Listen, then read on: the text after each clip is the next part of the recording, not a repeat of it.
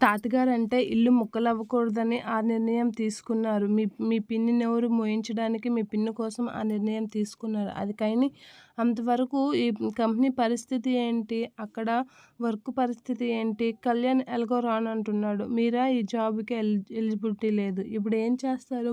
అసలు కంపెనీ విషయంలో ఎలా ఆలోచిస్తున్నారు అని అర్థమవుతూ అంటూ ఉంటుంది కావ్య. ఆ మాటలకి అసలు నీకెందుకే ఇదంతా అని చెప్పి రాజైతే అంటూ ఉంటాడు. ఆ మాటలకి నేను నీ భార్యని, నాకు ఆ మాత్రం బాధ్యత లేదా అనేది అంటూ ఉంటుంది. ఏంటి నాకు ఇంత నీతో మాట్లాడుతుంటే నాకొక విషయం అర్థమయింది అనేది అంటూ ఉంటాడు రాజు. ఆ మాటలకి ఏంటి అని కావ్య అనేసరికి నీకు కూడా ఆస్తి మీద ఆశ పుట్టినట్లుగా ఉంది. కంపెనీ గురించి నీకెందుకు అనేది అంటూ ఉంటాడు. ఆ మాటలకి కావ్య అయితే షాక్ అవుతూ ఉంటుంది.